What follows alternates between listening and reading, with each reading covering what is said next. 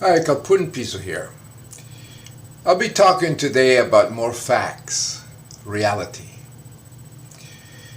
To teach basically people that people of faith that believe in imaginary friends and deluded that belong in the 14th century. We are evolved, mutated primates that create God and delusions and ideas with our brains when they malfunction. Neurology proves that. Now, talking about the universe is not necessarily what you see outside and the stars. Universe are also within and in every little thing. Even a little hair of mine, microbes, we are composed of trillions, Googleplex number of microbes and bacteria. We're made of atoms. We are made of star dust, like everything else. These are not craters on the moon. These are universes. You can see the universe with an electron microscope. But then, if I pull away from it, and this stuff has DNA, and we realize that everything is related. Everything. The stars, the galaxies, everything. And everything was contained 14 billion years ago into one little, very small point called the singularity.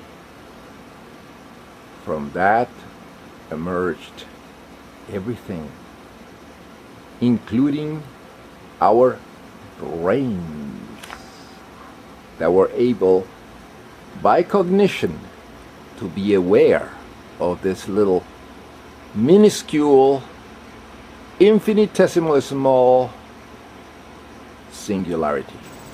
From Aristotle time, people infected with religious psychosis, they believe that life was formed by a spontaneous generation. Would you believe, thanks to Christian intellectual stagnation and retardation, this was the belief until the 17th century. They thought life was a spontaneous generation until Pasteur proved them wrong. And now we know too that the language of our brains is based on bioelectric impulses. Exactly. There you go. Millions of nerve cells communicate in fractions of a second. Yeah, believing God is created there. Each of us have 100 billion active nerve cells in our brains. Stretch them out, and they'd reach from the Earth to the Moon, a distance of over 185,000 miles. Look at that. Amazing, isn't it? It's the truth. There are still a few mysteries to be solved. And the brain on its own is powerless. In order to be aware of its surroundings, it needs highly specialized inputs of electrical information. That information. Right.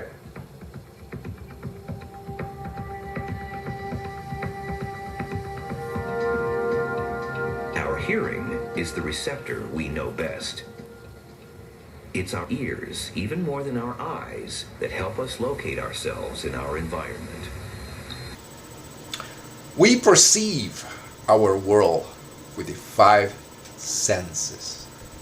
When they malfunction, and due to genetics, that's when you start seeing voices and hearing voices and seeing angels, and then start believing this completely irrational, deluded thing. Despite the education, you can have a really good education and still be schizophrenic and believe in God. And this will happen all in the brain. And also, look at this little bird. They have amazing brains too. All this. Even this guy here, with a tremendous brain, better than the one that we can create to fly and to be in the sky. It's all in there. Product of evolution. Amazing brain. And you know what? Everything in the planet, everything living, everything has electricity. Has all these atoms and every electricity. And even the supposedly inanimate objects like this amber and this, like this amber. These are universes. And the sap that you see there, just give a few million years and that will turn into amber.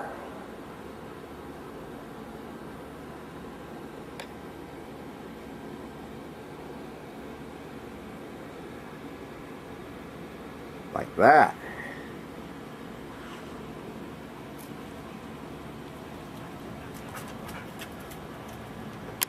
Look at that. And it traps insects. And they're all full of universes within. The planet formed about 4.5 billion years ago. Nothing but rocks. And we have product of accidents. Nothing but accidents. Everything in the right spot all throughout. Formed like rocks like this, which is actually a fossil. There's little things inside, proving evolution. And then, of course, it has other rocks, like this emerald. And this is an interesting rock. Another collection of universes. Universes within. My 49 carat top quality emerald. See that? Filled with universes, part of universes, even the gold. This is nothing but beryl. Uncut beryl. And this rock has magnetism, electricity, and also is filled with bacteria. If you look at microscope electron, you see all kind of worlds in that rock. And also, beauty is in the eyes of the beholder, of course. But you can see this little cross. The excreta of a dog or a god. Ah, god or dog excreta and datura, flowers of a desert willow. What is excreta? It's a waste of our bodies, something that we reject. When the brain is sane and mentally healthy, an atheist, he can tell between fantasy and reality, can live an excellent life and very happy and fruitful. Schizophrenic or the religious folks, Christ-psychotics and all that, the brain creates a waste. And it's just like a neurological excreta. And you can call it holy shit. And this is just the same thing. When people are talking nonsense, like you believe in Jesus and God and all the spirits and the demon, you bow and you pray, you're actually talking shit. You're actually producing out of your mouth irrational nonsense, which is neurological excreta, just like this. Philobacterium. The people that are compelled to expel their neurological excreta are religious leaders. Every time you go to church or a synagogue or a mosque, you're actually getting neurological excreta. And if you'll enjoy it and like it, you are simply a coprophag, or coprophagia. You enjoy the lies and delusions, the bullshit. That's the reason they call it bullshit. Because it's a neurological excreta they're giving you with this believing God and sin and garbage like that. That is a fact. So, only mentally healthy people, atheists, are able to distinguish between fact and fantasy. Since there is no truth in religious psychosis, and you listen to nothing but lies, they're the equivalent to shit. I know that the truth I present, backed up with facts, and I have the evidence to back it up, irritates the Christ-psychotics and people of faith. They're nothing but nuts. They're deluded. They're stuck in the 12th century. They're retarded. So, but hey, if the shoe fits, wear it. Pace de oro.